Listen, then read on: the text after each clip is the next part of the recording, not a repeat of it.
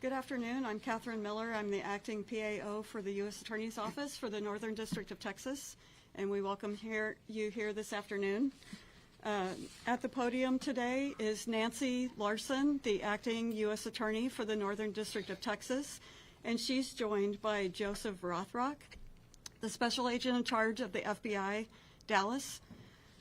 With him is Marcos Charles, the Acting Executive Associate Director of ICE's Enforcement and Removal Operations. We also have Josh Johnson, the Acting Field Office Director, ERO Operations, Dallas Field Office. Travis Pickard, Special Agent in charge of HSI, Dallas. And Benny Mims, Special Agent in charge of ATF, Dallas. At the back, I will be putting a sign-in sheet for all media. So please, before you leave, add your information so that we have that. And following the remarks, we will have a brief period for questions and answers. Please remember to identify yourself and your media affiliation when you ask a question. And with that, I'll turn it over to Acting U.S. Attorney Nancy Larson. Good afternoon, everyone. Thank you for being here today. This is the third time in my short 4-month tenure as the acting United States Attorney for this district where we have suffered violent attacks and threats at ICE facilities. First, you'll recall July 4th, 2024, the violent attack on the Prairieland facility in Alvarado, Texas. The second occurred on August 25th, 2024, when Bratton Dean Wilkinson, who stands charged by federal complaint, pretended to have a bomb. He showed up at the ICE facility with a backpack and something that looked like a detonator on his wrist and threatened the facility. Third, of course, is yesterday's attack, September 24th, 2025, when the Dallas ICE facility was riddled with gunfire, costing the life of one detainee and injuring 2 other detainees critically. Initially, I want to commend the cooperation of the Dallas Police Department, the Dallas County Sheriff's Office, the FBI, the ATF, ICE, and HSI for their swift and decisive response to this crime. Members of these agencies quickly secured the scene and the evidence and worked tirelessly to determine any continuing threat. Due to their efforts, it did not take long to ascertain the identity of the shooter, who was deceased by a self-inflicted gunshot wound, and that he very likely acted alone. His name is Joshua Yan, 29, of Fairview, Texas. Let me just review a very brief summary of the timeline of yesterday's attack. We believe at some point around 3 o'clock in the morning that the suspect was seen driving on footage with a large ladder on his car. And we believe that that is what he used to position himself on top of the building. The shooting itself started at approximately 6:30 a.m. After the shooting started, Dallas Police Department arrived en masse, secured the scene. Law enforcement officers found the sniper dead. They found bullets on the rooftop, one of which was labeled with the words anti-ICE. That morning, gunshots sprayed the length of the building, the windows, and law enforcement vans that were in the Sallyport area.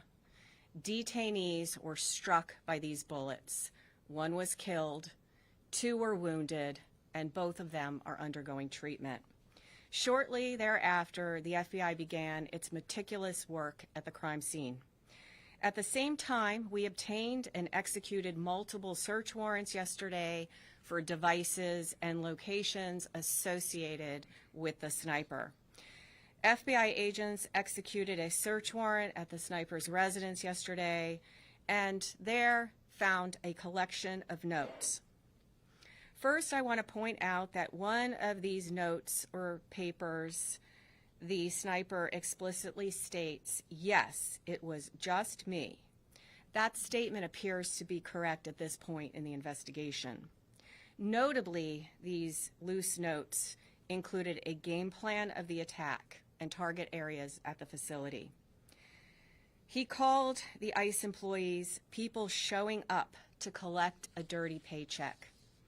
He wrote that he intended to maximize lethality against ICE personnel and to maximize property damage at the facility. He hoped to minimize any collateral damage or injury to the detainees and any other innocent people. It seems that he did not intend to kill the detainees or harm them. It's clear from these notes that he was targeting ICE agents and ICE personnel. The tragic irony for his evil plot here is that it was a detainee who was killed and 2 other detainees that were injured when he fired into the Sally Port. He also hoped his actions would give ICE agents real terror of being gunned down, and he did this to induce constant stress in their lives. He hoped his actions would terrorize ICE employees and interfere with their work, which he called human trafficking. And this, what he did, is the very definition of terrorism. Again, his notes reveal, yes, it was just me and my brain. And he said, good luck with the digital footprint. And of course, we take this to mean that he deleted evidence from his devices. His words were definitively anti-ICE.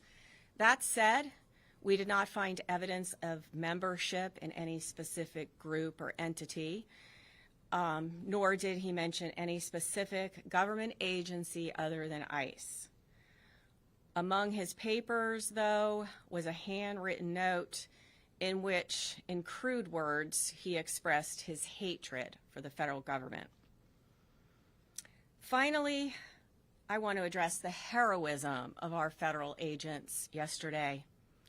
While under fire, ICE agents and ATF agents who were also present in the facility's Sally Port area worked together to remove detainees from the vans and get them to safety while the bullets were flying. These agents were heroic, clearly willing to lay down their lives to save the lives of the detainees in their custody. And that's an extremely important point to make at this point in time. I want to express my deepest appreciation for the bravery of these law enforcement officers yesterday and every single day that they go out there to keep us safe. I'll now turn it over to FBI Special Agent in Charge of the Dallas Field Office, Joe Rothrock. Thank you.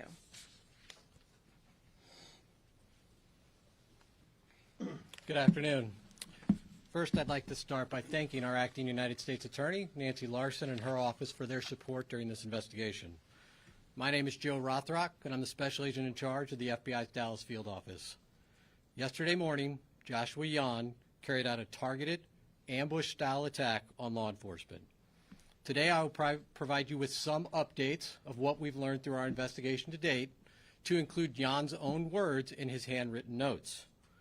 Yan specifically intended to kill ICE agents. He fired at transport vehicles carrying ICE personnel, federal agents, and detainees. He also fired multiple shots into the windows of the office building where numerous ICE employees do their jobs every day. We now know that Yan engaged in significant high degree of pre-attack planning. He searched for information about the office building and how to track ICE agents' locations. Yan also acknowledged the potential for other casualties. He knew with a high likelihood ICE detainees would be transported that morning in the exact location where he was facing from his perch on a nearby rooftop. Yan's attack did in fact result in the tragic death of one detainee and the injury to 2 other detainees. We have been able to confirm that Yan legally obtained an 8mm bolt-action rifle he used in the shooting in August of this year. Based on our investigation to date, we believe Jan acted alone, but I'll stress our investigation continues.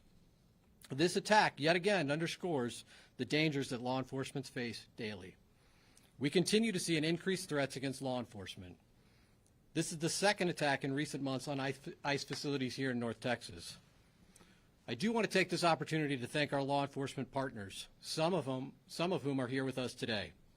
When Jan began firing, agents from both ICE and the ATF put themselves in the line of fire to move individuals off the transportation vehicles in an attempt to protect and rescue those that were injured. I want to thank them for their bravery. The Dallas Police Department and the Dallas County Sheriff's Office also quickly responded to the scene without any hesitation and ran towards danger. Ultimately, they located the shooter, who was deceased by an apparent self-inflicted gunshot wound. I want to thank them for their prompt response and dedication to protecting and serving their communities. I also want to thank our partners that have assisted in this investigation. The Fairview Police Department, as well as our partners in Oklahoma, to include Bryant County Sheriff's Department, Durant Police Department, and Choctaw Nation Light Horse Police, as well as our personnel from San Antonio and Oklahoma City within the FBI that assisted. The FBI has dedicated its entire breadth of resources to ensure this investigation is completed thoroughly. The FBI stands with our law enforcement partners, and today we express that the attacks against law enforcement officers will not be tolerated.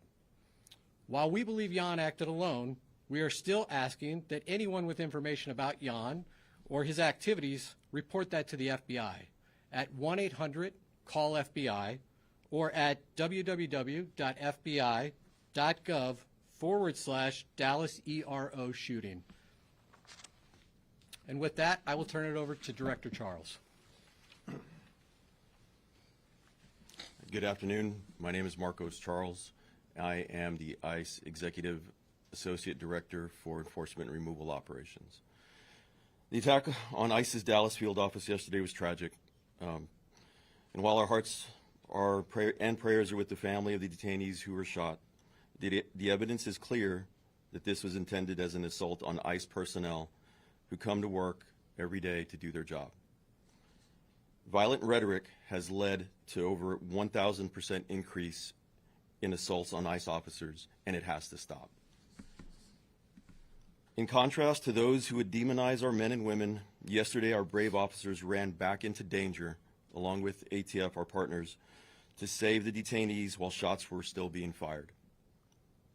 Those ICE officers just showed the world who they really are. Law enforcement officers who want the best for our country. That's ICE. Integrity, courage, excellence. They were willing to put their lives on the line to pull detainees out of the transport van to get them to safety. They are heroes, and I hope the media has the integrity to shine a light on this story. Enough is enough with the harmful lies and violent rhetoric. It has to stop.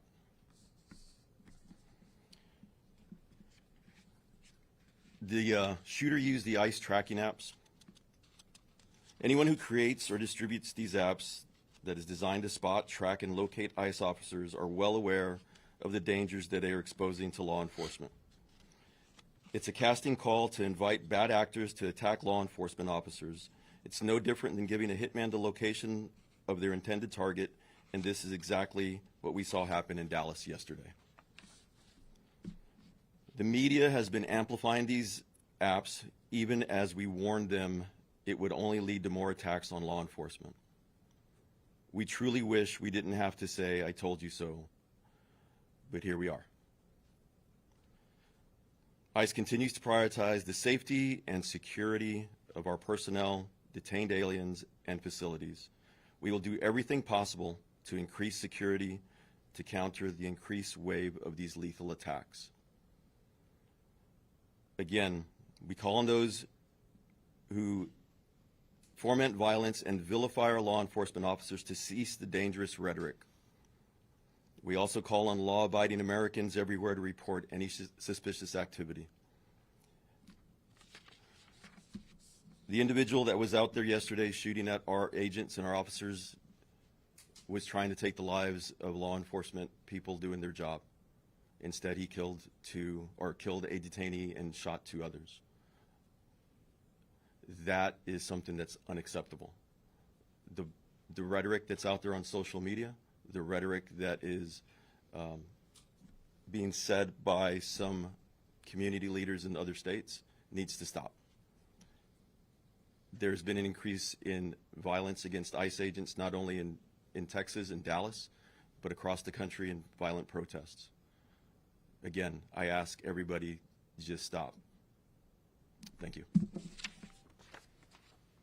So we're going to open it up to questions now. So if you have a question, we'll direct it to the appropriate person. You're first up. Sean Murphy with the Associated Press. Can you tell an estimate of how many shots were fired and how he was able to get those off so quickly with a bolt action rifle? Yeah, so how I'll answer that at this point, again, I'll just remind you, this is an ongoing investigation. The ICE facility, the ICE office, really, it is a business office. This is where business is done on a daily basis by our partners at ICE. That is still an active crime scene. We still have personnel out there. As I mentioned earlier in my remarks, we brought in resources from San Antonio, Oklahoma City, obviously our own FBI resources here in Dallas, as well as folks from our lab, because we are going to do a thorough and exhaustive investigation and make sure that we have a full accounting of all the evidence that's at that scene. Again, those efforts are ongoing at this time. I'm going to go here real quick. Can you talk to us more about the detainees in the van? Were they transported to Alvarado, Texas, and what happened to them? So you're referring to detainees that were not injured? Correct. Yeah. And if you could give us an update on the ones that are injured, identities, nationalities. So I won't be providing any updates at this time on the identities of the detainees that were injured. ICE has a process from notifications to consulate and to next of kin. That process is ongoing, and so we'll defer to our ICE counterparts at some point to determine when it's the right time to release that information. The other detainees remain safe. They are victims as well of this violent crime, and they are people that we are actively interviewing as part of our investigation. Right here to the front. Matt Kyle, Dallas Morning News. Ms. Larson had referenced anti-government, anti-federal government statements that Mr. Yan had made. Is there any more information y'all can release about what exactly was in those writings? The clearest motivation for this attack are his own words. In his handwritten notes, he says, "I want to cause terror." He doesn't want to just impact the ICE agents and the law enforcement agents that were carrying out that mission yesterday. He wants to impact ICE agents and law enforcement across the country. Again, his words, cause terror for those employees across the country. Look over here. Shannon Miller with NBC DFW. Any indication how long the suspect had been planning this attack? Well, this is, again, as I referenced in my remarks, this is significant pre-planning months in advance. We know that he obtained the firearm in August. We also know that he was looking at a number of DHS facilities, and he had downloaded that information. He was looking at the apps, as my counterpart mentioned, to see where ICE agents would be. So this was not something that just occurred yesterday. It came to a conclusion yesterday, but this is something months in the making. Priscilla Thompson with NBC Network News. From what we have heard, this person was not particularly political. Was there anything that you all have found in terms of an inciting incident that led him to commit this attack? Unfortunately, the challenge with these mass casualty incidents is people can be motivated to violence by any number of grievances. In this case, the clearest indication of motivation are his own words. He wanted to cause terror. He wanted to harm ICE personnel. Ma'am. Echo Latino Radio. The deceased shooter, did he have a relation with somebody who had been detained by ICE or mistreated by ICE for him to act this way? Again, the clearest motivations at this point are the harm he wanted to cause to ICE. We're not aware of any specific relationships he had with anybody in detention. But again, our investigation's ongoing. We're going to unturn every stone here. And so that continues. Sir. Omar Villafranca with CBS News. Secretary Noem has asked for increased security at ICE facilities across the country. Can you say what is going to be done to harden these facilities to protect agents and detainees? So I cannot say what will be done by our partners at DHS to harden their facilities. What I can say, and I can draw upon just our recent experiences here in North Texas, is we've seen attacks now, 2 ambush-style attacks, where law enforcement was the target of individuals who did significant pre-planning and coordination to set up law enforcement, again, in an ambush-style attack. But anything that they physically are going to do for these facilities since they're still operating to protect them? There's still no barrier up or anything like that at this facility. I would need to refer to my partners from ICE from that. Yeah, so currently, we're looking at hardening some of our facilities. Also, I don't want to give away any operational security as to how we're going to be doing that. But There are plans to harden some of our facilities. Back there. Robbie Owens, CBS News, Texas. Were the Young family immigrants? Mr. Yan was not an immigrant. He was a United States citizen. He was here legally. I won't be going into the details on anybody other than Mr. Yan at this time. Ma'am? You talked a little bit about the ICE agents, or the agents that were there at the location that helped when shots were beginning to fire. Can you give us some more perspective on what the situation was with the detainees that were in the vans? Were they handcuffed? Were they shackled? Why weren't they able to get out of the vehicle by themselves? Again, these were individuals that were detained by law enforcement. There were multiple transport vehicles at the facility at that time. Again, what I would stress at this point is under gunfire, multiple federal agents, ran into that fire to remove these individuals and to attempt to, render life-saving aid under, the most dire circumstances. Just for clarity, they were restrained. They were being, the individuals in the vans were being strained. It's a proper procedure for transport. The individuals that are brave men and women that went out there to go help and rescue were the ones that were injured and could not leave the van on their own. And we know that that's common, because we've seen obviously transports before. So we just wanted clarity to understand why they weren't able to leave on their own. The other individuals that were in the van were able to leave on their own. It was the ones that were injured were unable to exit the vehicle. Sir, you, yeah. Have you guys gotten any cooperation from the suspect's family and this idea that the anti-government, federal government attitude was there? Have any family members expressed any signs that we knew that this was happening, or was this just all kept? Back to you, sir. As is common in these investigations of mass casualty incidents, we are going to interview everybody we can identify that might have information about the motivations or who might have information about the pre-planning or who may have assisted in this attack. I won't be outlining every interview we conducted today, but we will be doing a thorough investigation. And again, one of the reasons we ask for additional information for the public is if there are those out there that had contact with Yan, we would like to hear from them, and we would like to gain an understanding of what their relationship was. I won't be going into details about other aspects of the investigation. Luke Larry on WFAA. Can you expand on why you believe that he acted alone here? And can you go into it all, any activity he may have had in online forums or communities that may have influenced his action? So again, the totality of our investigation includes interviews, canvassing areas, collecting surveillance video. We're certainly looking at his digital footprint online as well as digital devices. I'm not going to outline the details from every one of those. Again, his own words called out that he committed this act alone, and all the evidence we have to date would indicate that that's accurate.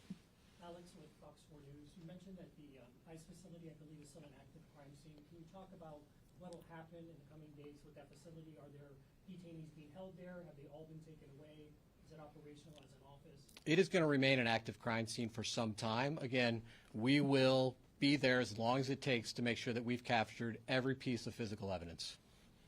Emma Ruby with the Dallas Observer. You mentioned the one bullet that was found with kind of ideological writing on it. Have any of the bullets found around the scene had any writing on them, or is it just the one?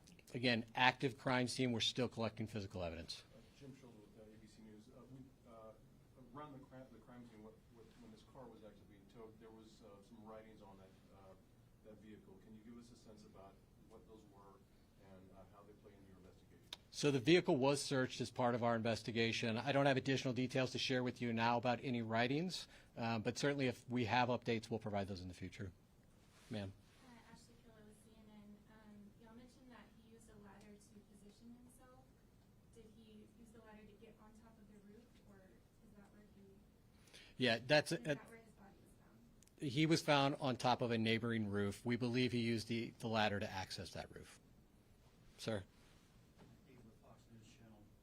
Was suicide part of his plan all along, or was he cornered by law enforcement? His handwritten notes indicate that he did not expect to survive this event. Sir. Kevin Reese, WFAA. A personal question, if you would dare. Can you explain to people in this climate what it's like to be an ICE agent right now. As I had said, the ICE officers that are out there right now, if you've seen them in the, multiple times on the news. They're out there doing their job with courage and honor. Yes, there is a heightened sense of security for everybody, not only at work, but for their families, for their loved ones, mainly because of the doxing that's going on and the violent rhetoric that people have been perpetrating. Mr. Charles, while you're up there, can I just follow up to that question and ask, of the agents that did respond on that day, or yesterday morning, can you tell us what they were wearing at the time? Because I know sometimes ICE agents do and don't have bulletproof gear on. Can you give us an idea of how they responded, what they had on them at the time? So they're wearing their normal gear, and it was not only ICE agents, it was ATF agents also that went out there and heroically came out and under fire went to rescue those individuals. Have you spoken to them? I have spoken to one of them so far, but I haven't spoken to the others. They're doing okay. All right, can you Yeah. talk to us about the immigration status for those individuals who were injured? What's their immigration status is it gonna change? Maybe perhaps even those who were in the van, ACLU? The individuals that were in the van will be going through due process, and they'll go through the whole immigration proceeding. So I'm not going to go into what their status is currently. And those who were injured? Same thing. All right, folks, we have time for one more question. Wayne, Please tell us where the papers were found there in Oklahoma. that one's for you. So again, I'm not going to detail every aspect of the case. We did search his residence, and that is where we found the handwritten notes. And that's all the time we have for questions today. When we have more updates, we'll come back.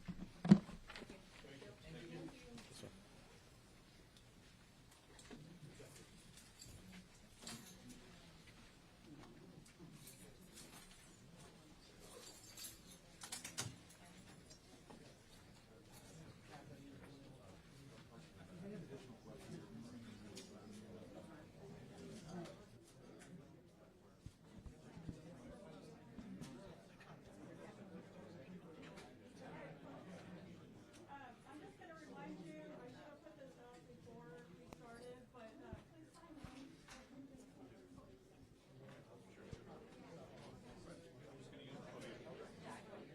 If I may. Of course you can. Ha concluido ya esta conferencia de prensa donde varias autoridades acá del norte de Texas sobre este tiroteo en uno de los centros de ICE el día de ayer y que dimos amplia cobertura. Hay varios puntos importantes que han dado las autoridades sobre este tema. Primero, que nada, autoridades del FBI hablan sobre un alto grado de planificación para este tiroteo. Hicieron un recuento, dijeron que este es uno de 3 ataques que se ha dado en los últimos meses en todo Texas y lo que los lleva a pensar que no se trata de actos aislados, sino más bien planificados. Recordaron, por supuesto, lo que ya sabíamos desde el día de ayer. El tirador ha sido identificado como Joshua Jan, de 29 años de edad. Es, dicen, ciudadano de Estados Unidos. Dejaron claro que no es un inmigrante y por lo tanto están convencidos de su identidad. Él había sido arrestado en el año 2015 también por un caso de portación de marihuana acá en Texas. En el caso del sospechoso también encontraron notas, objetos que forman parte de esta investigación. Es importante mencionar que ellos dejaron claro que se trata todavía de un crimen activo y por lo tanto no pueden dar detalles en sí de lo que está ocurriendo, pero sí han dado más información a la que dieron el día de ayer.